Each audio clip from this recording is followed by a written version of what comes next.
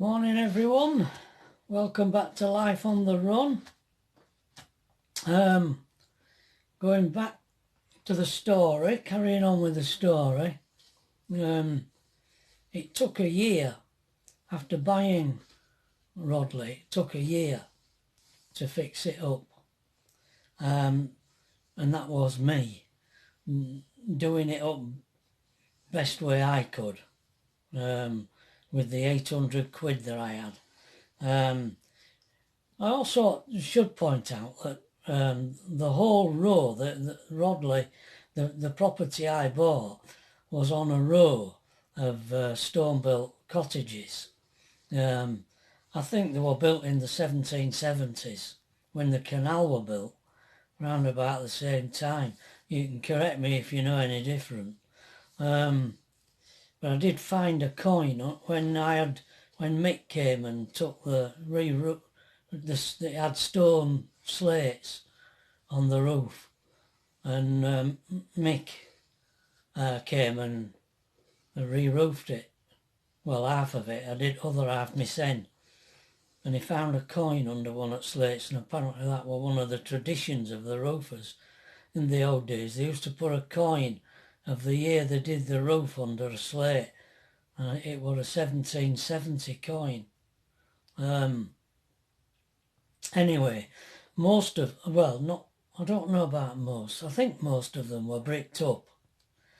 There was an undertaker's, there was a chemist shop next door, a baker's and a doctor's down the row. And then in between there were properties that were bricked up, who'd been bought by the council. And I think they were planning on demolishing the lot. So it was a gamble, but it wasn't me being entrepreneurial. It was just luck. But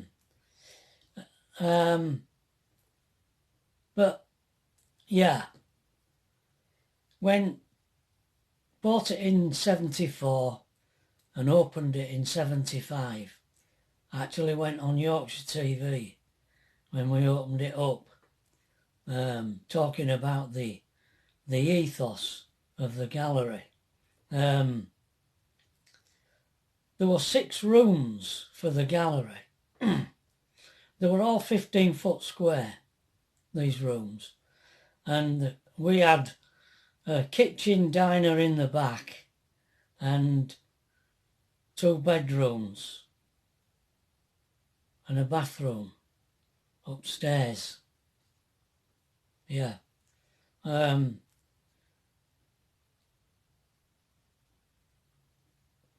rooms were rented out at £6 a month for one room, or £18 a month for all 3 rooms.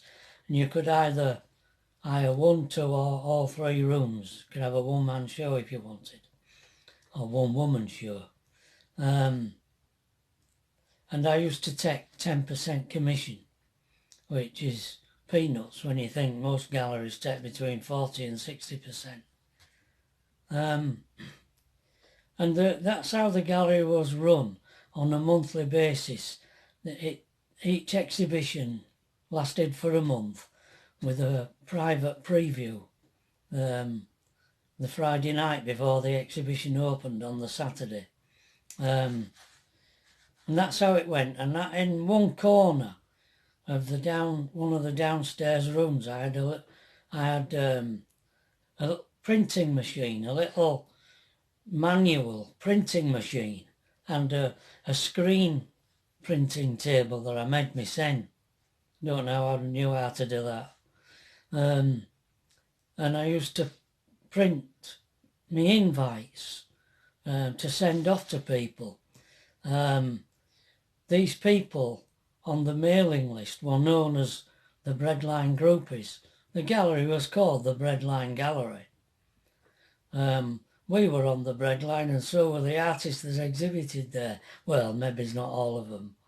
There were a few teachers, I should think, who were quite well paid, really. And I used to print posters. Not at first, I had to have posters printed and then distributed them around the galleries in Leeds manually. I used to take them round or post them to ones further afield. And eventually I got this screen print going and printed them myself. All this were being done while I was still contract cleaning, because the gallery wasn't earning anything much. But the ethos of the gallery, I actually never ever took a wage. When eventually it did start to make a profit, I advertised for an artist to work part-time in the gallery as a kind of a secretary, and that's when Claire came in on the scene, and she were an artist and was Claire, and she took the job, worked for me in the gallery for a bit.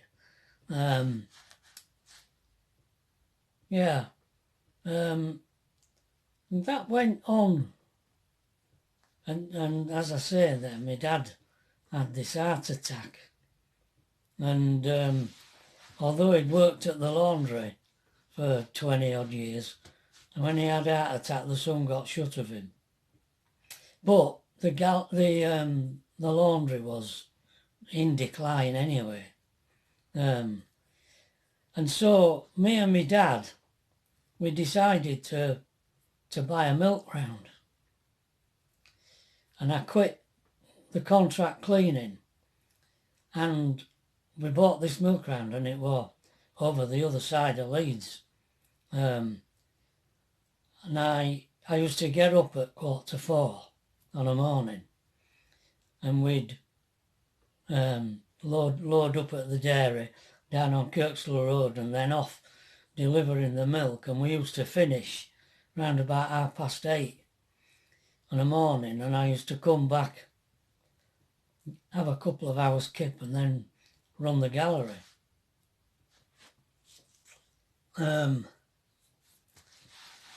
That didn't last very long. We had a lot of trouble with vehicle.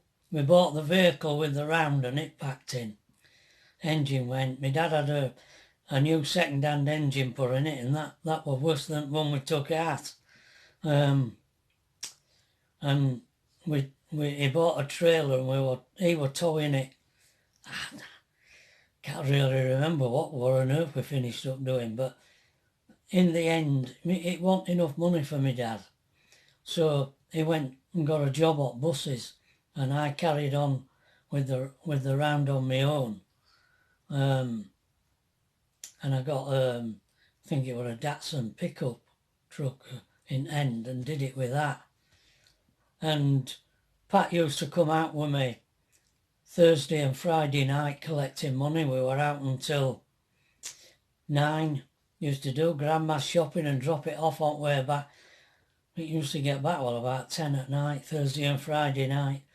And I used to have Monday off, double up on Sunday.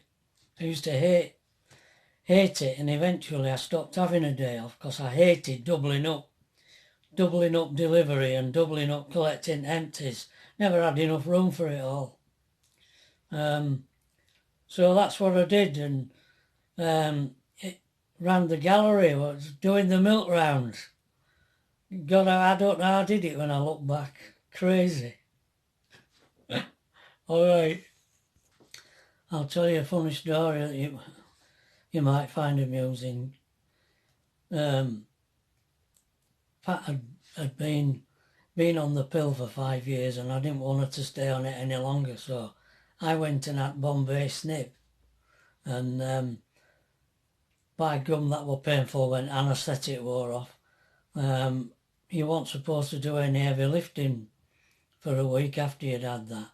I only had a day off, and then I was back at it, lifting all these crates of milk about, and it literally burst the stitches. I was in agony, and you couldn't take a day off, there was nobody else to do it. And I once one day I struggled on round and I tripped up over a fence, going from one house to another, and finished up on my back on in the middle of garden. This customer's garden, milk all over all, just moaning and groaning at 4 o'clock in the morning on my back. That were a real mistake, that having that done then. Oh dear, it took some getting over.